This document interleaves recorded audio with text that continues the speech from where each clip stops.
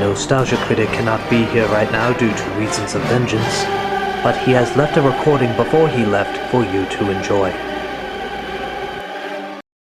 Hello, I'm the Nostalgia Critic. I remember it so you don't have to. Our childhoods kicked ass. Why? Because we were a generation raised by television, and television had cartoons, and kids loved cartoons, hence we loved television. But what were the best nostalgic cartoons? What were the groundbreakers of the 80s and 90s? The biggest innovations, the shows everyone tried to rip off but could never quite duplicate?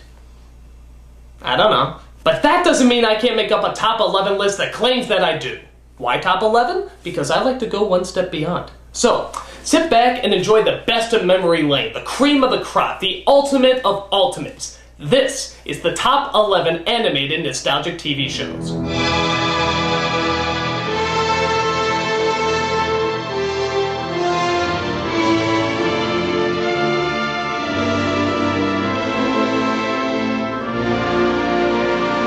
Number 11. Ghostbusters. Even though it was based on a movie, Ghostbusters was a very original, very funny, and sometimes even very scary cartoon show. I always had a theory that kids like being scared more than they let on, so as long as there's a bunch of funny lines and action sequences to go along with it, chances are you'll have a really fun and inventive kids show. It was kind of like being a fireman, except instead of putting out fires, you were chasing ghosts, which is a hell of a lot cooler. In every episode you would see a new ghost, and every one of them was well thought out and creatively designed. And of course, the Ghostbusters themselves were incredibly funny, capturing the personalities of the movie to a T. And of course, there's Slimer. I really fucking hated Slimer. But everyone else seemed to like him, so what can you do? Despite the flying snotball, Ghostbusters was a heck of a lot of fun. If there's something strange in the neighborhood, you know who to call.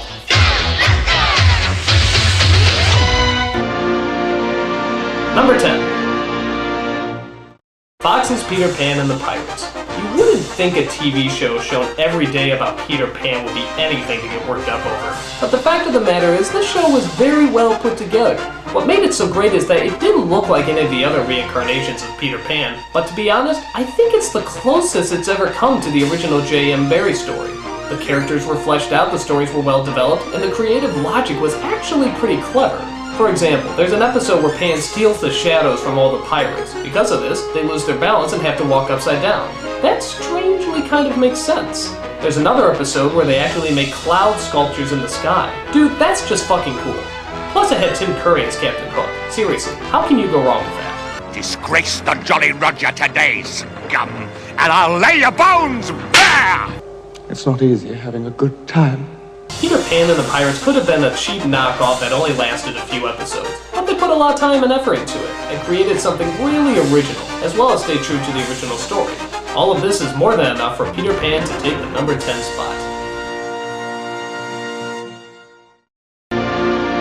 Number 9. DuckTales. Even though Disney had a few shows like this before and a lot more shows after, DuckTales was the first Disney cartoon to combine some of our favorite childhood characters with old-fashioned adventure. It was mostly a treasure hunt show, which meant it led to a lot of creative locations as well as some cool booby traps. It was kind of like Indiana Jones, but with ducks. It didn't need any pop cultural references or subtle in-jokes, it just relied on good old-fashioned characters having good old-fashioned adventures. And of course, need we forget the catchiest theme song of all time? It will never leave, it will never leave! Plus, how does Scrooge McDuck dive into all that money without breaking his skull? Hasn't he converted to dollar bills yet? Well, questions like this don't really need answering when you're having oodles of feather-flinging fun. DuckTales. It will never leave! Number 8. Ren and Stimpy. This cartoon was just nuts. The animation was insane, the voices were insane, the stories were insane, and we loved every minute of it. This is pretty much what kids saw when they were on a sugar high. Absolute madness mixed with undiluted energy. It was so chaotic that even the characters didn't always look right. Like here's Stimpy in one scene, and here he is in another. They don't even look like the same species. Or how about some of these weird jokes? I'm so happy! I must go do nice things! Why the hell was the word go in his mouth for a second? Or how about the scene where Ren irons Stimpy's underwear?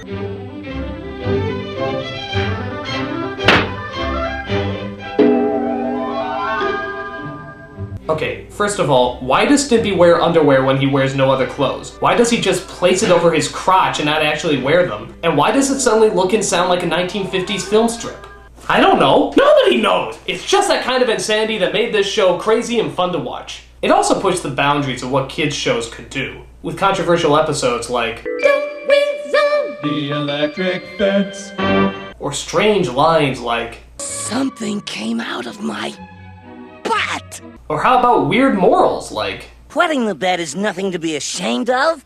You and I still do it. yeah, this was a weird show. Just the kind of kinetic energy, ludicrous logic, and crude humor that kids know and love. Ren and Stimpy. If you didn't like it, you're an idiot! You sick little monkey! Number 7. G.I. Joe. If Barbie was considered an all-girl phenomenon, then G.I. Joe was definitely the all-boy phenomenon. This show embodied everything that boys wanted to be when they grew up. Action heroes. It had guys with guns, teamwork, kick-ass gear, some huge friggin' vehicles, and professional wrestler Sergeant Slaughter. So we're celebrating by giving away Sergeant Slaughter action figures. Now the show and characters were kind of bland, but let's face it, we didn't watch it for the characters, we watched it for the action. It's like somebody made a show out of the Army games that we were already playing as kids. If someone made a Cowboys and Indians show at that time, my guess is it would do well too, if it had tank.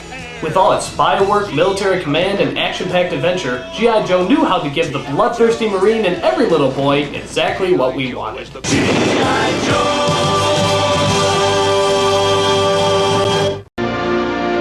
Number 6. Transformers. It's no wonder that one of the best marketing ideas of all time was also one of the best animated shows of all time. Again, kind of tailoring to every boy's indulgent fantasies, Transformers combined cool, kick-ass vehicles with giant alien robots. The show is about a war between the Autobots led by Optimus Prime and the Decepticons led by Megatron. Yeah, okay, it sounds pretty retarded, but it gave us exactly what we wanted, transforming robots beating the crap out of each other. The great thing about this show is how creative they got with all these different robots. I mean, I know they made up half of these characters just to sell more toys, but the possibilities for these things were just endless. You had trucks, you had bikes, you had tanks, you had guns, you had tape players. Well, okay, that's a little lame, but at the time it was pretty cool. Transformers, hell, it just kicked ass. Number 5. The Tick. With all the superhero shows out there, this was the satire that handled the ludicrous nature of the genre the best. The show is about a big blue man who literally comes out of nowhere to fight crime. Nobody knows who he is or where he came from, including him. All he knows is that he wants to fight crime and shout horrible catchphrases. Evildoers, eat my justice! He has a simple mind and very little intelligence, but luckily his neurotic psychic Arthur is there to keep him in line. It was a great show because it did such a good job mocking what most kids were growing up with at the time. In the show, they didn't have a secret crime-solving lair, they have an apartment that can barely hold 2. The supervillains aren't always rich, misunderstood madmen, sometimes they're just children making death rays in their tree houses. Put the moon back, demon waif! Make me. And the heroes don't always shout good catchphrases, sometimes they just shout Spoon? Okay, well maybe it didn't all make sense, but this strange blend of surreality and reality made the show so enjoyable to watch. Written half the time more for adults as opposed to kids. Granted, the animation wasn't always top-notch, but it made up for it with its great writing and bizarre sense of humor. The Tick. We are a justice sandwich! No toppings necessary! What he said. Number 4. Teenage Mutant Ninja Turtles. Looking back, I realize this is the stupidest idea in the entire world. I mean, just listen to the title.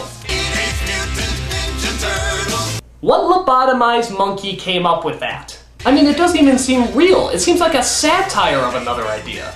But hey, it took the world by storm, me included. Why? Because it had action, big animals, and of course, a great sense of humor. I mean, they had Uncle Phil's the Shredder for crying out loud. I want this city to grovel at my feet now! I want all these freeloading parasites out of here! I think what made this show so popular is that it was combining two things that kids love. Animals and action scenes. Throw in some outdated catchphrases like, Really righteous! and you have a show that's destined to be a hit. I think what really shocks me about this show is that it actually worked twice. I mean, they released the show again recently, and it actually became a hit. So much so that they even made another movie based on it. I don't know who came up with this idea or how. Well, okay, maybe I do know how, but it doesn't matter. This show was a ton of fun, combining everything that kids loved at the time. Teenage Mutant Ninja Turtles, an idea so stupid, it has to be good. Number 3. X-Men. From one set of mutants to another, X-Men was the comic book show that every kid could enjoy. Why? Because it had a million characters to choose from. Unlike superhero shows like Superman or Spider-Man, X-Men had a huge cast of main characters. So if you didn't like one main character, you had another you could watch. And if you didn't like that character, you could watch somebody else. On top of that, it dealt with an issue that a lot of kids know too well: prejudice. Every kid has to go through a little bit of being made fun of, and if you look different or acted different, chances are you probably got a lot of it. And X-Men was all about that. People who are ridiculed and criticized simply because they were born different. It showed us how to live with our gifts, and how not to hide what makes us different, but to embrace them. And of course it had some kick-ass action and supermodels and spandex. That always helps too. X-Men gave us a ton of characters that we won't soon be forgetting.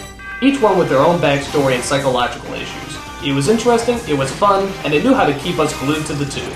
X-Men, the perfect show to sink your claws into. Number 2. Animaniacs. I've never seen a show that came so close to capturing the spirit of the original Warner Brothers cartoons like this one. Yeah, Tiny Toons might have started this fad, but it was Animaniacs that perfected it, with writing that could entertain both children and adults alike. Our generation didn't grow up with shows like Carol Burnett or Laugh-In, so this is the closest thing to a variety show we had, combining great songs, lovable characters, and ingenious comedic writing. The characters in this show seemed so real that they practically leaped off the screen. Characters like the Warners, Slappy Squirrel, and Pinky and the Brain were all hilarious constructs that knew how to be likable as well as funny.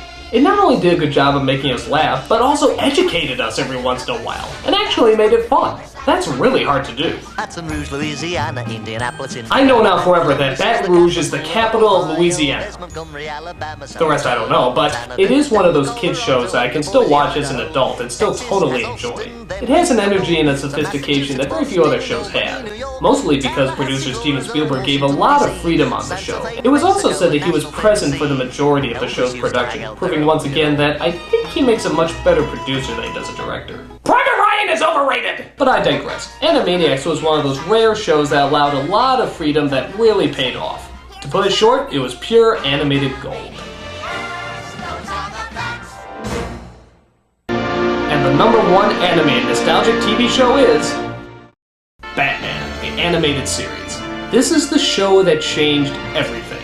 It took chances, it took a new look, and it took its audience seriously. At a time when most action cartoons looked like G.I. Joe or X-Men, Batman took a totally different approach with a focus on Art Deco design.